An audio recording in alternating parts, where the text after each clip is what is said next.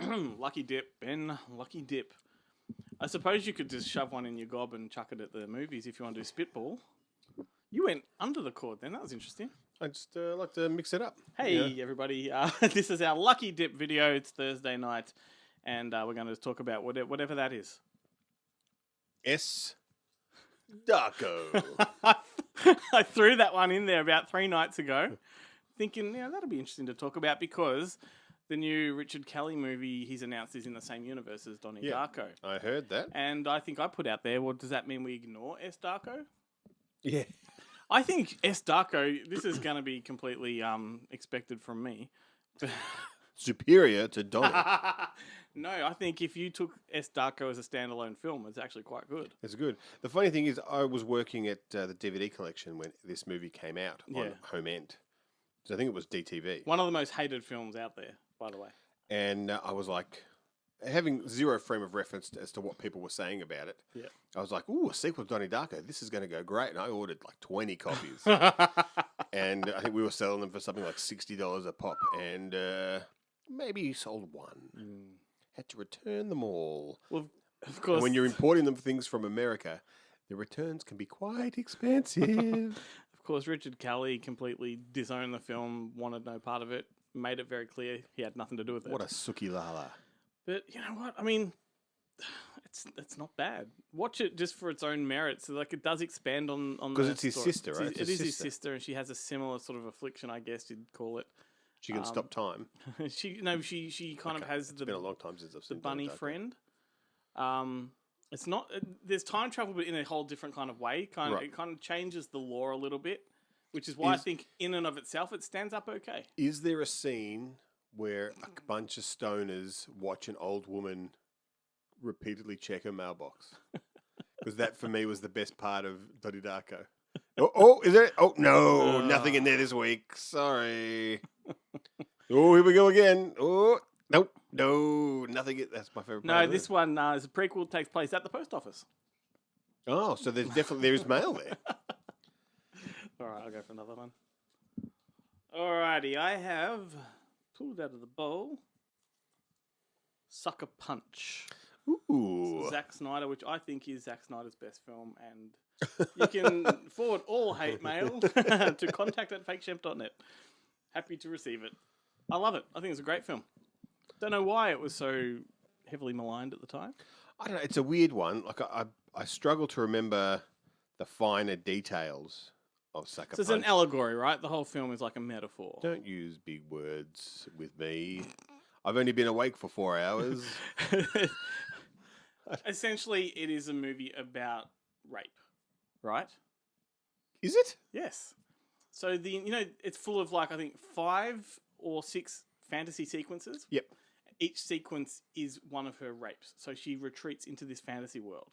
Right. Yeah. So she's raped 5 times. Pretty much. It's a pretty brutal film. Jesus. And it's a pretty ugly film. And I'm not going to say that people are stupid, but I think a lot of people didn't pick up on that. I don't know if I picked up on that.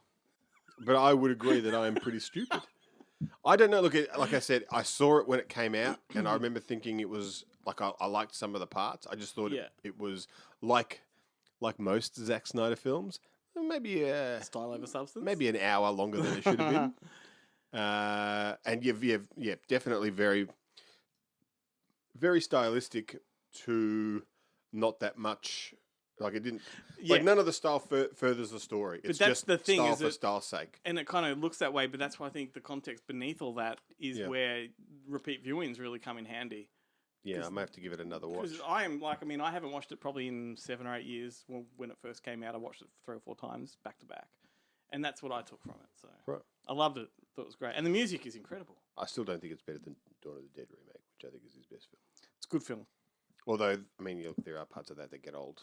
I just love the opening. A lot of people like Watchmen the most and stuff, but I just think that one's where it's at. Fucking hell. Dip into the luck. That was just right at the top. I'm going to grab one from the bottom. What's this one? It's a tightly folded package.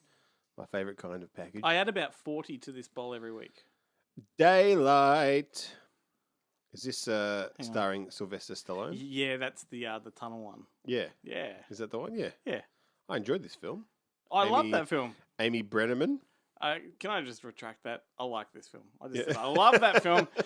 I don't love that film. Way too enthusiastic Yeah. about a modern day Sylvester Stallone movie that's not cliffhanger. Every time I drive through like an Eastlink tunnel or something, I can't help but think of this film. You think It is a film that's probably on my mind a lot more than any other film. I mean, admittedly, like, yeah. I mean, how lucky are those people that they found Sylvester Stallone in the tunnel? His son was in it too, yeah? Cage Cologne or Cologne? Cage Cologne? I think that's Nicolas Cage's son. Right. He's Sage. Sage Stallone. Sage Stallone. Sage is a nice fragrance.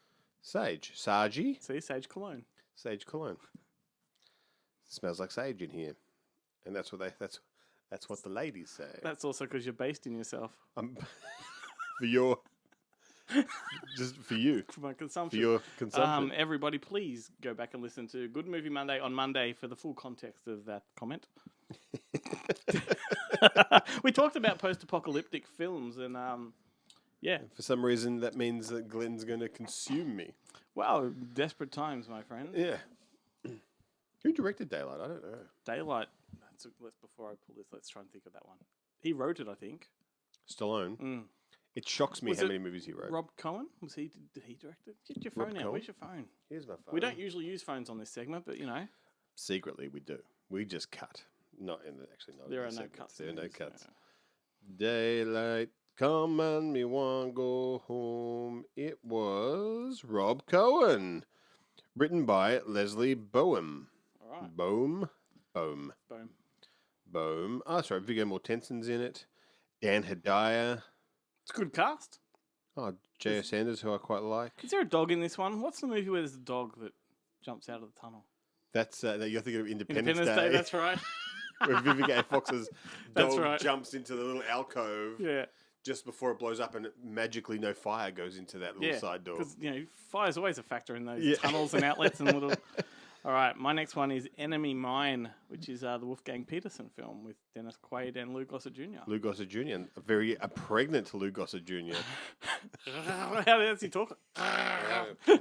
Like somebody gargling water. Yeah, this is a great film. One I never really appreciated till years after. Like I admit, like I have to watch it again, but I do remember because I haven't seen it since I was a kid.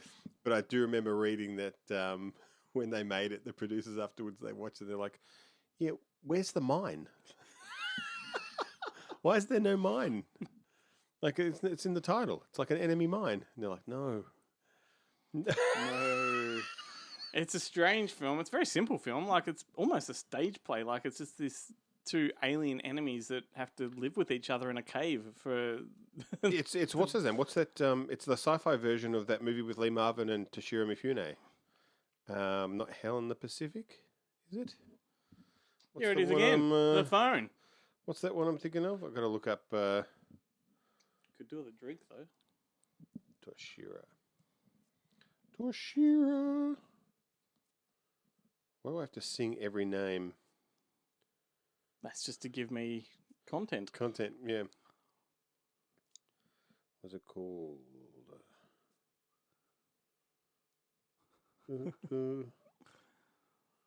Once again, you might force me to put edits in this. No. We can make this entertaining. Just start singing a song or something. What song? He made it. If you made 185 films over his career, which is no wonder this one is difficult to find. This would be a 70s movie, I'm sure. Still in the 80s, The Challenge, Bushido Blade. No, not Shogun. It was in 1941. That's a misstep. Ordinarily, I'd fade. Fade now? No, it'll be good. It'll be good when I find it. Will it? Yeah. You'll be like, oh, yes, of course, that one. It's with Lee Marvin. Well, Enemy Mine, Wolfgang Petersen made this off the back of Neverending Story. Based on the success of? Like it was because Neverending Story was such a success that they said, you can make whatever you want. It's like, I'm going to make this. Well, I guess so. That was a big film. Jesus. We should just make a video where I watch you scroll. Scroll. I'm going to have to go to Lee Marvin. Because, Welcome to Thursday night scroll session. Because, Man, you've backtracked now. Don't worry about it. We can just put this shit on the screen. I've got to find it. I've got to find it if it's the last thing I do. See, Lee Marvin only made 107. What a piss week compared to Shira It's all Mifune. about the alcohol. He did like a drink. Is it Shoot at the Devil? Did you know, speaking of Lee Marvin, right, he was in Delta Force, right? Yes. Just a loose connection there. Did you know that Jean-Claude Van Damme was offered the lead role in Delta Force 2? Van Damme was? Yes. He was given the choice of 3 projects at the time. Delta Force 2, whatever installment of American Ninja they were up to, and Cyborg. And he went with Cyborg. I mean, I think it turned out all right for Van Damme. Well, it certainly did. But he obviously went for the original. Yeah. You know? Yeah, well, who wants to follow Michael Dudikoff?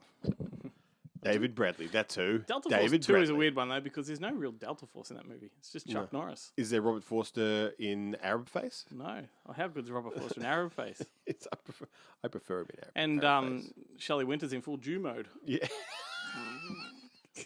There's not a demographic that isn't upset No, that's right. by Delta Force. I'm sure the Even hostesses. yeah, I'm sure women and homosexuals do not fare too well in that film either.